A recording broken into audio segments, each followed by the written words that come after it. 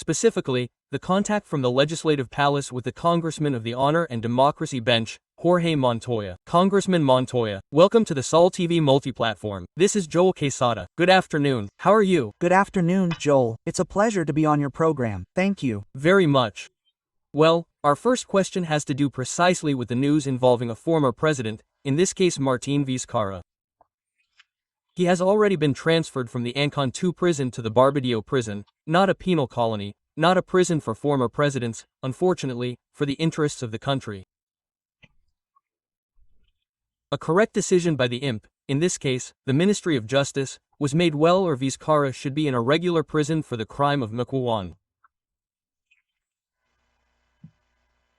What was wrong was corrected.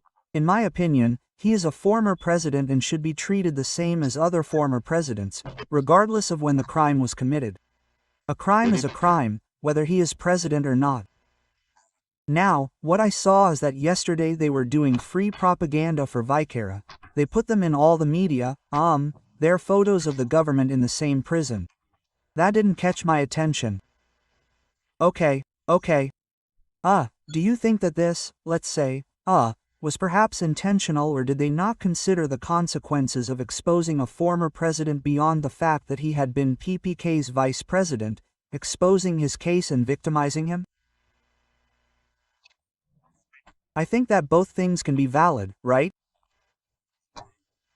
It seems like it is a planned and controlled victimization by him, and, on the other hand, it could also have been a simple mistake on his part, but it catches my attention because in a situation of that caliber, the officials who had to take action could have consulted their boss. They didn't. They simply took action. That's what I find strange. Okay. The one who broke the news this morning was the current Minister of Justice, right? Well, Juan José Santibáñez. What do you think, Congressman Montoya, about Juan José Santibáñez's return to the cabinet? Was it a wise decision by Boluarte or a blunder? Look, I didn't agree with the censure of Santibáñez because he was really doing a good job, and in this case it was a decision by President Manuel in justice. I believe that due to his personal abilities and his professional management it will yield good results. Okay, you are in favor. However, some of your colleagues are already sending an invitation, right, to Prime Minister Arana so that he can explain. There is talk of a censure. Well, there is talk of a censure in front of the Congress that censured him. A law should also be passed to prevent censured ministers from being reappointed as ministers in other departments. Yes, something curious is happening here. We are on the eve of elections and many colleagues are thinking about the votes they may have. Defending him in the face of anti-government politics is not a popular measure. What is definitely popular is saying that no, it is useless, that the position should be changed and that it is an offering to Congress. In other words, things can be played out however you want, but we are confusing the population. Here we are talking about a position held by a professional in critical situations. He has the necessary drive to move forward, for example, the construction of prisons that have not been built and things like that that will allow for better management. That is what I hope will happen, whether it is Santibáñez or not. I hope he does not live up to expectations. So, Juan José Santibáñez, in your opinion, does he have the ethical, moral, and intellectual qualities to be Minister of Justice? That is right. Okay. Hey, what do you think about this new raid on Juan José Santibáñez's office and the house of President Dina Bolo's brother? In this case, Nicanor Ballarta for a new case of alleged favoritism, right? Hey, what do you think? I see it as political persecution too. I mean, they're pulling cases out of their sleeve, right? Santibáñez is the second time they've praised him, if I'm not mistaken, if not the third. I mean, we're reaching truly intolerable limits. I mean, the abuse committed by the prosecution is reprehensible from every point of view. No, it doesn't justify its actions, it considers that it's the law and whatever it says is the law and it's wrong on this issue. It's causing harm and damage to many people. There is abuse. This should make us all think about what we want from the justice system. There is an abuse of the concept of raids. An excess, I think, and on the other hand, publicized because the press was on the sidelines. Who publicized it? The prosecutor in charge, surely, or the nation's attorney, God knows. One of them has been. Okay. The president has been quite tough, hasn't she? Against the prosecutors who have raided. Oh, let's wait there. Let's see. Settle down, please. Yes, the return for Congressman Jorge Montoya. Very good, he's putting the receiver back on so he can hear us. Yes, Montoya can hear us. Yes, perfectly. Okay, the microphone, please.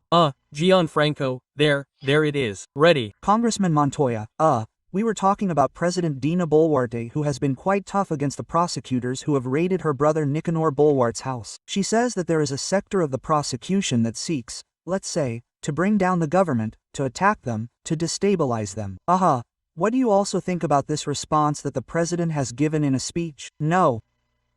Well, it is a very strong response for the president to be the one saying it. We can express ourselves more freely because we are not congressmen and we have no restraints on doing so. But I think she should have been a bit more careful with the tone she has used. It is a personal matter. The content that she has given, I think she is not wrong. There is something to that. Okay, perhaps, she should have said it at a press conference, right? Not in a speech on another topic. Oh well, perhaps, okay, let's leave these cases. Well, and, there is also another emblematic case for, by the way, right? We are talking here about prosecutors and prosecutorial actions. There is another emblematic case in the Constitutional Court involving former presidential candidate Keiko Fujimori and the prosecutor of the Lavajato team, Jose Domingo Perez, right? We have already talked quite a bit about this case here, right? Well, the Constitutional Court is going to have to decide whether to continue with the cocktails case or to close it definitively. It has been an investigation for 9 years, right? What do you think about this case? Yes, with so many years of investigation and no positive results, I think it deserves to be closed. In other words, it is another abuse of power by the prosecutors, as they have been in charge of this investigation with effective detention and those types of things that really affect the person they are acting on, without having any real evidence.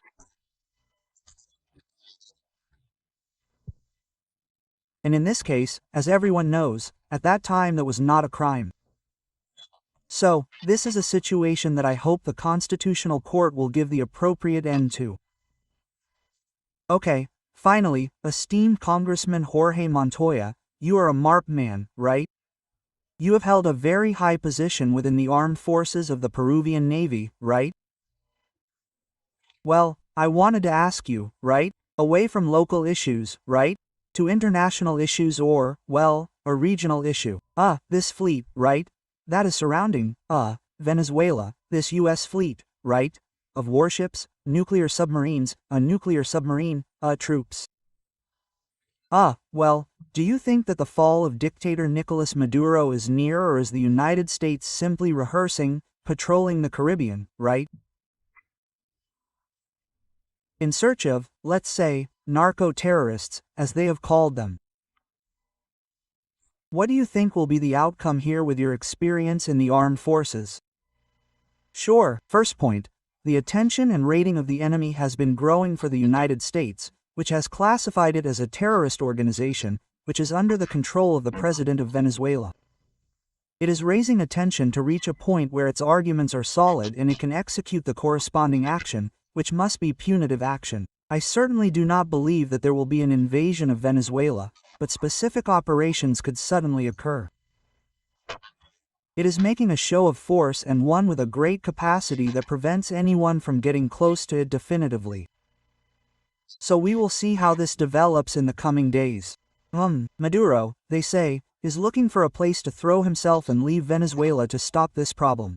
That is the effect that Trump wants, for him to resign. Because we have heard, right? Nicolas Maduro, described as the dictator, right? Of Venezuela. He is asking for help, precisely even to the UN, right? I would be a little scared of the United States military force, even though they, right? Since they say in their speech, right? Here we are prepared, 4 million militiamen, right? but Maduro is asking for help from the UN. Yes, I think he should lay down his weapons and say, enough is enough for me, and withdraw. He is really doing great harm to his country and its people who are the ones who suffer all these things. That would be, I think, healthy for the region. It would be a mistake for Donald Trump to authorize the invasion of Venezuela, a military invasion, a military incursion to capture the kingpin, right? The head of the cartel of the Suns, in this case the president of Venezuela, Nicolas Maduro. I don't think he will do it. It would seem to me an exaggeration, definitely an exaggeration of power and the issues that go into arresting a person. Very good, very good, very good, but it is clear that Nicolas Maduro is the head of a narco-terrorist organization in the Los Sols prison, or do you disagree with this position of the United States? No, I have submitted a motion to the agenda, precisely this one, censuring the Los Sols organization and classifying it as a terrorist organization in which Maduro also participates in that direction. Peru should agree with that criterion. Peru should issue the same statement as Argentina. I have prepared it for Congress to approve. It should be released next week. Next week. So, what should Peru declare? To declare Los Sols a terrorist organization, similar to the Trinagua case. I am going to submit the motion to the agenda prepared so that you have it. And please publish it immediately. So, you propose that Peru declare the Los Sols cartel and in this case its leader Nicolas Maduro a terrorist organization. I am not the head of that organization. Yes. We must support the United States. That is your position. We must protect ourselves. We are protected from any aggression that may occur through this group of sons. They have been attacking us since 2018. We have had these problems since they opened the door in Venezuela for prisoners to come here. That has increased violence in Peru, and we are in the citizen security crisis that we currently have thanks to them, right? The percentage of Venezuelans arrested is very high in relation to Peruvians in proportion to the number of inhabitants we have and the number of Venezuelans we have in the country. In other words, it is clear that this is a targeted penetration, it is not a coincidence. And this terrorist group could also carry out actions of another nature, if it is not given a pair and classified as it should be. Very good, excellent. There is then the position of Congressman Jorge Montoya, who is already preparing a report to be supported in the plenary session of the Congress of the Republic and to call the cartel of the Suns led by Nicolas Maduro a terrorist organization and enemy of Peru. Thank you very much, Congressman Montoya. Have a great day. Thank you and good afternoon. Thank you, Joel. Until next time, thank you very much. Jorge Montoya, Congressman of the Republic, was with us live giving his opinion on different topics. Shall we? Let's leave politics.